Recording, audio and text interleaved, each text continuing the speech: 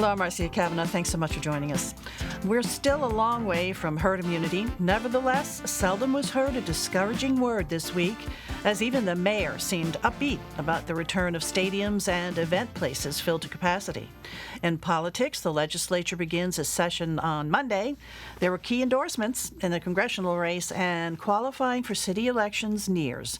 We'll look at these stories as well as the return of blue bikes. Joining us are tonight's Informed Sources, Errol, Laborde, producer of Informed Sources, Don Ostrom, Channel 12's Future Watch reporter, and Tyler Bridges, reporter of the Times-Picayune, the New Orleans Advocate. Go over to Errol first for our COVID update. What's the latest? Well, let me tell you, last Saturday afternoon I was shopping at a Walgreens, and this announcement came over the loud system, attention shoppers, we have extra COVID vaccine. If anyone needs a shot, please come to the pharmacy. No appointments necessary. Mm-hmm. So it's gotten to this. And so I just kind of stood back because the store was kind of crowded because of Easter shoppers. I thought there'd be just a line of people. One person went. Mm-hmm. And so even when it's open for public access without appointment, obviously at this point, the supply is exceeding the demand. Now maybe the demand should be greater. Maybe there should be more people demanding. But there's certainly the availability. I mean, that's become clear. And there are more and more things that are going, more numbers that you can call, and more effort. The state's looking for volunteers to go into areas where there's low turnout to get people to take shots. And so the effort is there. And so this has never become an issue of people being deprived of getting their shots. It's become an issue of trying to get the people to do their shots. Meanwhile, this week that the mayor was very upbeat and talking about coming in the fall and feeling good about the possibility of being able to open stadiums and public event places to full capacity. I still say October lingers as a huge month if, in fact, the Jazz Fest and French Quarter Fest come back and the Saints will play before huge crowds. According to the city's figures, 37% of the people in New Orleans have at least one shot, and 25% have completed the shots. And so it's in progress. You think it'd be a little bit further than that, but maybe with the new efforts that we have now, we'll see those numbers increase. The other thing that happened today is that the mayor revised the restrictions, and especially the ones dealing with alcohol, which was a fairly touchy point. If you remember a couple of weeks ago when the governor revised his restrictions, that bars were allowed to serve throughout the state until 1, but in New Orleans, only to 11, and some bartenders were very touchy. It turns out if you have a bar, you sell a lot of booze after 11. And so they were pretty touchy. So look, to make business, we need to be open past 11. So the day the restrictions were revised across the board for buying alcohol or for being in the bar, any way you go after it, it's till 1 o'clock. I was kind of amused by the wording in the announcement. It said you'll only be able to purchase alcohol, it says only between 6 a.m. and 1 a.m.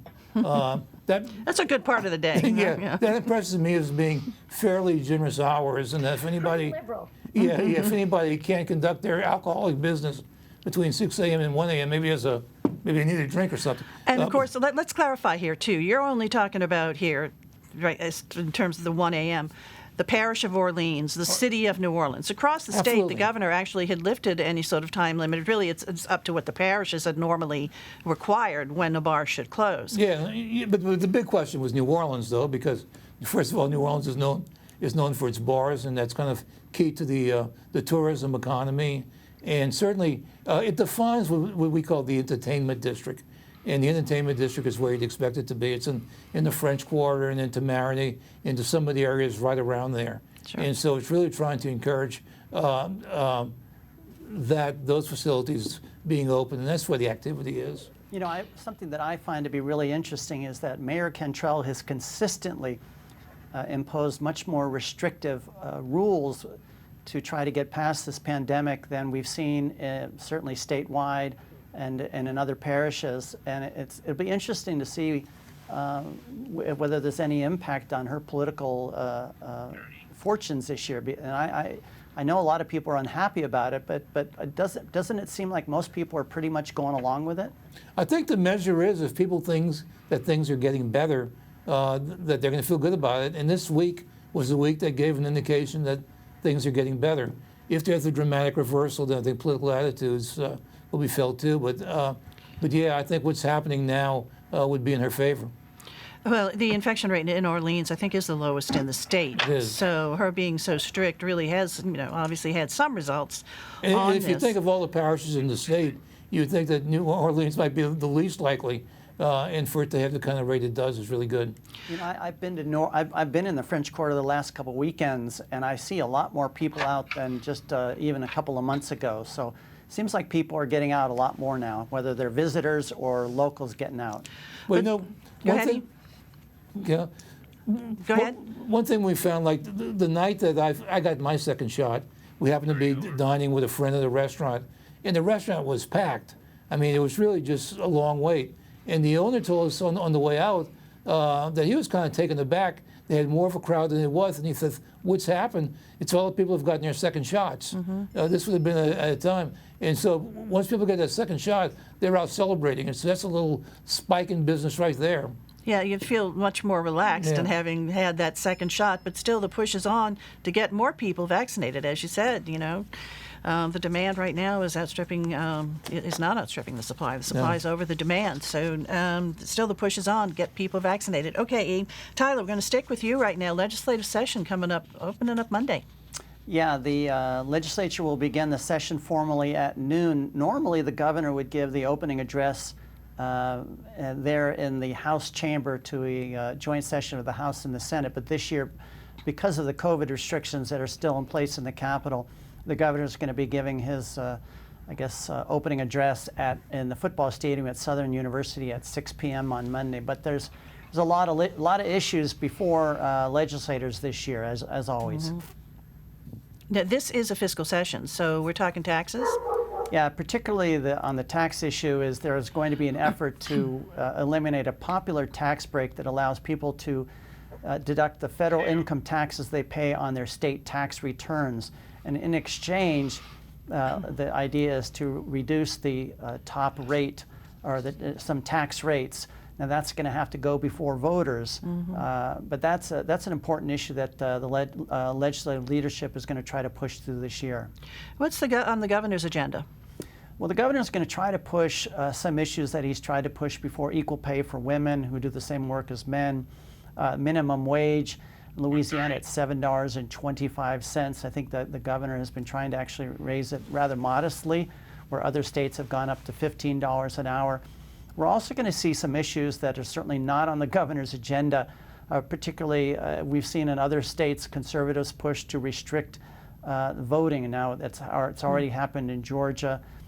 It's happened in a lot of other states, an effort like that. So we expect that in Louisiana. Also, there's going to be an effort to put restrictions on the athletic activities of transgender people as well. So that's another one that will pop up. Marijuana.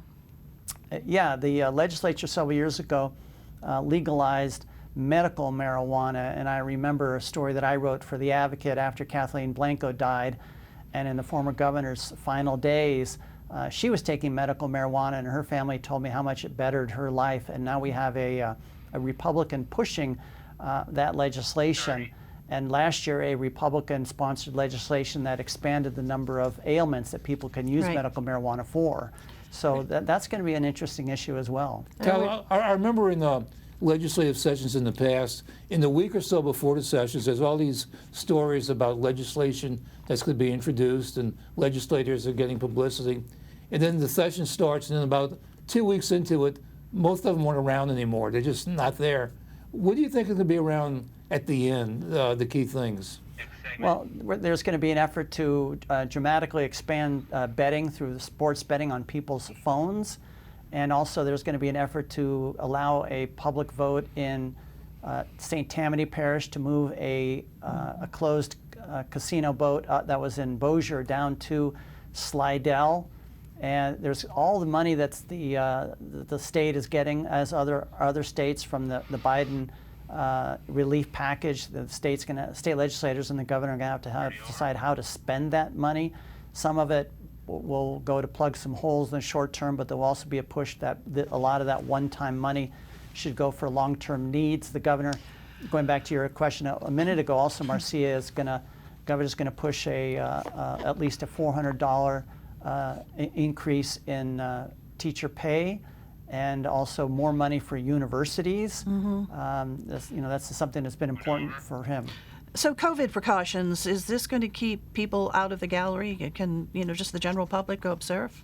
Yeah, there are some of the same restrictions that we had last year. I think people can go to watch the action in the galleries, which is not always the most interesting thing if you don't know what's going on. As a person who spends a lot of time in the Capitol, I can say the people you frequently see are the lobbyists. Yeah. But certainly folks can follow the activity online. Right. Okay, doke. Thanks a lot, Tyler. Dawn, over to you. The return of blue bikes in the city of New Orleans. They are coming back, and they're coming back 500 strong. September 1st is the launch date for the new Blue Bike program. Very similar to the old Blue Bike program in that it's sponsored by Blue Cross and Blue Shield, so they will still be called Blue Bikes. It's a new partnership, though. It's the Blue Crew, which is a newly formed nonprofit corporation, working together with the city of New Orleans to bring these bikes back in a lot of the same areas where we saw them before. Downtown, parts of uptown, a lot of mid-city, French Quarter, Bywater. The racks that are still in place are the racks that will be used, at least at the initial launch. They will be e-assist bikes again. To explain what that means, these bikes don't go on their own. There's not a motor that you turn the crank and it just goes. It's a assist, so you still have to pedal the bike. The people who promote this say it is then still exercise. You're going to go farther with a little bit of help. So it's helping a population that maybe doesn't bike as much, maybe can travel a little farther by bike because of this, because they'll have that e-assist in action. Different than before, the old Blue Bike program was a company called Jump that was owned or eventually bought by Uber. Right before the pandemic hit, Uber sold Jump at the time that Blue Bike was looking to expand, and then the pandemic hit, so the program just it disappeared. Uber has donated the bike racks. The bikes will be owned by Blue Crew, this nonprofit company. The fees for the new Blue Bike, sorry, it's hard to say, Blue Bike system have not been set in stone yet. There will be 3 different pricing models, though. One will be a pay-as-you-go kind of thing. A tourist or somebody can come in, I want a bike for the day. One is a monthly rental. And then the real goal of the organization, I'm told, is Blue Bikes for everyone, really targeting that lower-income individual who doesn't have access to transportation any other way. 1 in 5 people in the city of New Orleans doesn't have regular transportation by car or on a bus line or anything. So targeting them, there will be a rate for the lower income. It has not been set, however. Another thing that they're still trying to work out is where you leave the bikes. I don't know if you remember when we had Blue Bikes prior to the pandemic, they would be left on the sidewalk sometime, left not in racks. There is a financial incentive to the renter to return it to one of those racks, and that would make it work a little bit better. They used to be just picked up where they were left behind. They're looking to make that possibly not happen again as much this time, but it will be a very, very familiar system to what we had prior to the pandemic. Isn't it all done? However, this time it's totally locally controlled, locally run, private-public partnership. Errol? Isn't it all done by apps? I mean, it's not like giving your money to somebody or using a credit card. Right. It's apps. It's all app-based. And so the apps also make it easier to trace somebody. So if somebody doesn't bring it back, they can at least know. Well, and the bikes have, it's not a chip, but it has a device on it so that they can find the bike wherever it is and go pick it up. So And it was if really you haven't brought that bike back, it's going to be found. It was a very, very popular program before It's was popular forced to shut both down. with locals and tourists, and it's cheap enough that it's just a good way to get around town. Yeah. Okay. And all right. I'm told that where you have them, where you have these e-assist bikes, more people in that community bike, even in regular bikes. It encourages more bike riding, not less. Okie dokie. September it starts, huh? September 1. Okie dokie. Thanks a lot, Dawn. Tyler, let's go over to you, sort of just continuing in the transportation vein. In the President Biden's infrastructure bill, he specifically mentions a highway program, an expressway program that was at first controversial, but now is really part of a lifestyle here in New Orleans. Yeah, Marcia, President Biden in his infrastructure $2 trillion plan, he singled out only 2 projects around the state that where infrastructure money could go, and one of them was the Claiborne Expressway, the elevated expressway above North Claiborne Avenue in New Orleans. And it's been studied for a long time. A lot of folks would like that overpass to come down. They point out that it's aging. It's going to require millions and millions and millions of dollars to repair if that is the option, and that the better way to go is to simply remove it. I spoke to the 2 members of the state Senate, Karen Carter Peterson and Troy Carter, who are running for the congressional seat, because Congress is going to ultimately make the decision. They both favor taking down the Claiborne Expressway, but with a lot of input beforehand from the local community, because there are fears by the folks that live in those neighborhoods, particularly Treme, the 7th Ward, that taking down that expressway would lead to gentrification. They'd be pushed out of their homes. Another big issue is what happens to the traffic if you take it down, but there are plans that say that is manageable.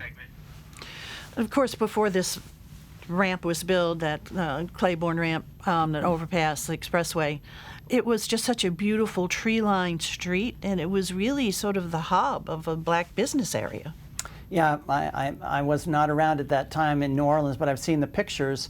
It was a thriving community, and one of the issues, interestingly enough, is particularly on Sundays, a lot of folks gather underneath the overpass for various activities, and would they still be able to do that? And I talked to a woman named Amy Stelly, who is one of the leading forces for taking down the expressway, and she says, hey, when you take down the expressway, it'd actually be easier for folks to gather there on the neutral ground. Usually the answer, because people raise the question, if you don't have the expressway, how are you going to get all that traffic to where it's going? And the answer, I got to tell you, I don't fully understand it, but the answer is boulevards. That by boulevards you have wide access with several lanes, and that you can move the traffic faster. And so there's some sort of boulevard technology which is supposed to help replace that. Yeah, I think what the plan would be that you'd simply remove the expressway, the elevated expressway, and people would use the existing boulevard, but that traffic wanted to go east instead of taking what in some ways is a shortcut. If you're coming from the West Bank on the Interstate 10, there would be a new ramp to go from Interstate 10 to, or I'm sorry, from the Pontchartrain Expressway. You take the interstate to 610, and that would then become the new I-10. So much to consider here. I mean, first, the infrastructure bill has to get through Congress anyway, which is something that Biden's really pushing for. So we'll see what happens there. Yeah, isn't there some movie history here with the So we heard. Well, yes, there is. If people remember the movie Easy Rider, there was a famous scene supposed to take place on Mardi Gras Day where Dennis Hopper and Peter Fonda and some women that they meet are in the cemetery. They're in Lafayette Cemetery number 1. And while they're doing the things they're doing, in the background, you hear construction noise, you hear pile drivers, and you see some kind of work going on. And that was the actual work that was going on building the expressway. So a glimpse of it was an Easy Rider. Yeah, and that movie came out in 1969. So right. yeah, the construction was the late 1960s there. Yeah. And Easy Rider was a tribute to the motorcycle, but here the automobile made its right. Made its appearance. We understand that Tyler has not seen Easy Rider, which is just hard to believe. Tyler, you need to go see it. Okay, go search it tonight. Okay. Okay, all right. And we're going to stick with Tyler too, because we have an important congressional race coming up. Yeah, so as I mentioned, it's Karen Carter Peterson and Troy Carter are competing for the seat that was vacated by Cedric Richmond when he took the job in the White House. You'll remember that Troy Carter led the March 20th primary with 36%, followed by Karen Carter Peterson with 23%, and the third place finisher was Gary Chambers, who got 21%, including a lot of votes in New Orleans, and he endorsed Karen Carter Peterson. And then this past week on Wednesday, The big endorsement came for Karen Carter Peterson from Mayor Cantrell.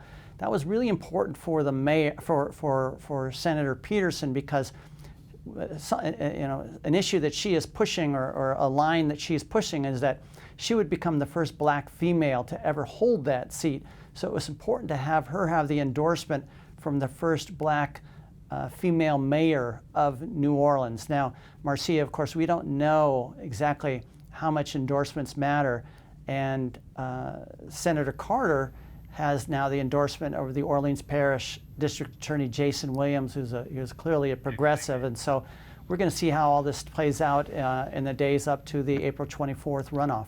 And Jason Williams was not the candidate supported by Mayor Cantrell in that race for DA. Right. We saw in December in the district attorney's race that Mayor Cantrell and Senator Peterson were strongly behind Kiva Landrum, the former judge for that district attorney's race, and Jason Williams just trounced Kiva Landrum. So it's not clear exactly how much transferability there is in endorsements, but each candidate is trumpeting them. You know, that district goes all the way to Baton Rouge, right. And Senator Carter also has the endorsement of Baton Rouge's mayor, Sharon Broome-Weston. Mm-hmm. And of course, Senator Carter Peterson has the endorsement of Gary Chambers. I don't know if you mentioned that or not. I couldn't hear. I was having other stuff in my ear at the time. Yeah.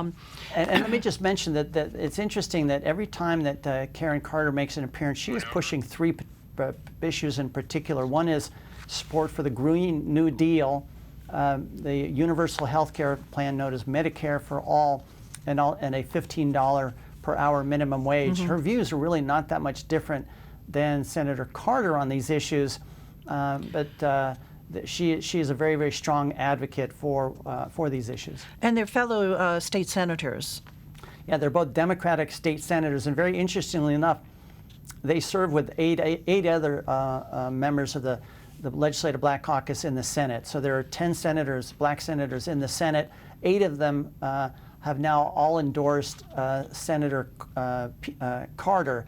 And I think that's really interesting that all of them have endorsed Senator Carter rather than Senator Peterson. How much of that is due to wanting to align with Cedric Richmond, who has endorsed Senator Carter, is not clear, or Senator Peterson also has a reputation for being a very difficult person to work with.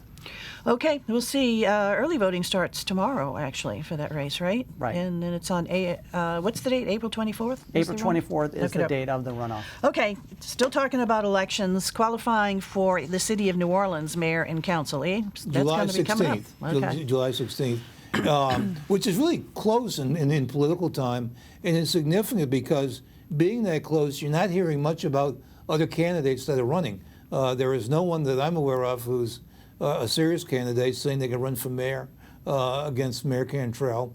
There does seem to be very little activity in the other races.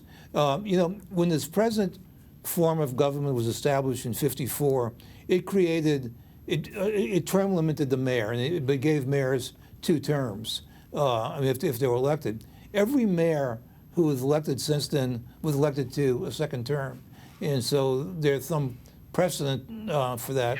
But at this point, in the absence, there's still a possibility for somebody to jump in. But to mount a serious campaign for mayor, you got to be raising money, you got to be building name recognition, and that kind of thing just isn't happening yet. And so right now, it looks fairly good for Cantrell.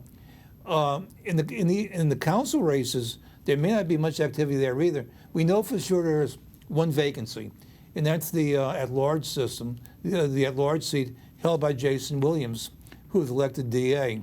There is an interim council at large, Mrs. Glapian is there, but she cannot, by law, because she's an interim appointment, run for it. And so there will be a vacancy for that, and so that's going to be a citywide election. It could be that one or perhaps more of the district councilmen will want to run for that. If they do, then there'll be a vacancy in their seat also. I think all the district councilmen, or most of them, are term limited this time. And so that could be an incentive to go ahead and run for at large. Also, probably what a lot of people are looking forward to or head to is 4 years from now, when Cantrell is going to be term limited, won't be able to run, and where some of the council members will be term limited. And so it could be that they're just holding everything until then. Okay. And I know, Tyler, you've been covering this this race. Any observations on it? Yeah, I thought it was really interesting what you said, that no incumbent mayor has been defeated since 1954 when they sought their second term. I actually did a little more research on that. No incumbent mayor has been defeated for re-election in New Orleans since 1946 when Chet Morrison beat Mayor Maestri.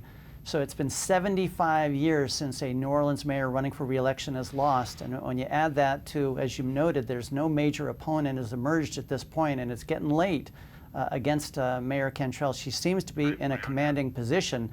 And so maybe we won't have much of a mayor's race.